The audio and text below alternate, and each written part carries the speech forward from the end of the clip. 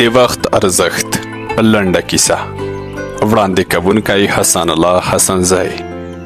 یو وخت په یو کلي کې یو سپین ږیری سړي ژوند کاوه. هغه د خپل زوی په اړه زیات اندېښمن و. د هغه زوی بې غوره او ډېر لټ انسان و. هغه دنده نه لرله، یوازې یې غوښتل په خپل کلي کې وخت تېر کړي، بس نور هیڅ هم نه. یو ورځ سپین ږیري سړي پرېکړه وکړه ترڅو خپل زوی ته یو لوی درس ورکړي. خپل زوی ته یې ورغږ کړه او په سړه سینه یې ورته وویل: زوی جانه، هغلته په انورۍ کې یو ښکلی ساعت دی، هغه ما ته راوړه. هلک هم لاړ، له انورۍ څخه یې ساعت راوړ او خپل پلار ته یې ورکړ. سړي ساعت ته وکتل او بیا یې وویل: زوی جانه، دا ساعت واخله او بازار ته یوسه او له هر چا څخه د قیمت په اړه پوښتنه وکړه.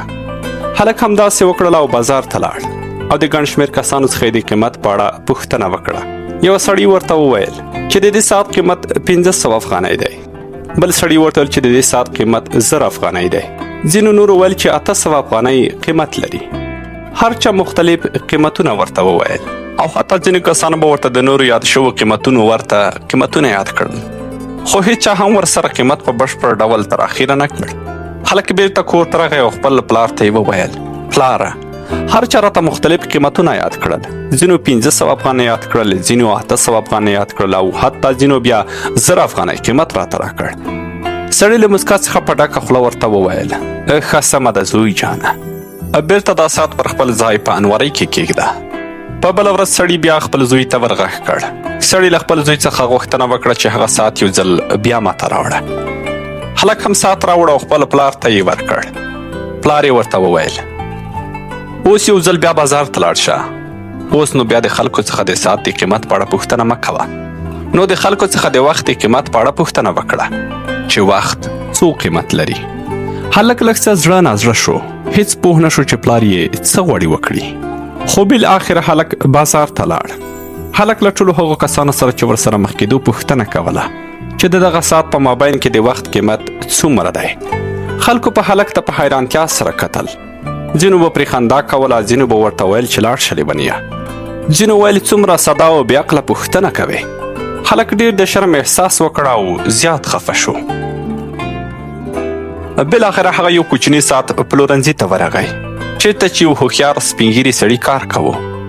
سپین ږیری ساعت پلورونکی په یو ساعت جوړولو باندې بوخت و.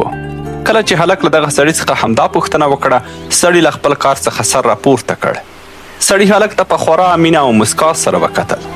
دی پوه شو چې هلک څه غواړي ووایي. هغه ورته په نرمه لهجه وویل: زوی جانه، ته په وخت باندې قیمت نشې ښودلی.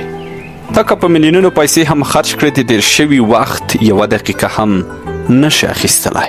نو دا ځکه ته باید خپل وخت په ښو او نیکو کارونو باندې استفاده کړې. هلک په ډېر پام سره ورته غوږ نیولی و.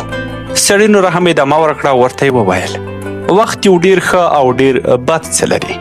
وخت په اړه بد څه دا دي چې تېرېږي او نه درېدونکی دی، او ښه څه دا دی چې ته کولی شې چې څنګه ترې استفاده وکړې. په دې نړۍ کې ټول کسان په یوه شپه او ورځ کې یوازې 24 ساعته وخت لري. اړینه نه ده که هغه غریبان او که پیسه داره وي، خو اړینه دا ده چې دوی له دغه خپل 24 ساعته وخت څخه څنګه استفاده کوي. د هلک مغز خلاص او پوه شو.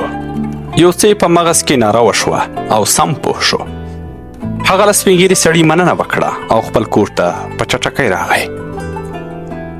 هلک هغه څه چې په بازار کې پرې تېر شوي و، نو خپل پلار ته یې ټوله کیسه وکړه. پلار یې خوشحاله او بیا مسکی شو.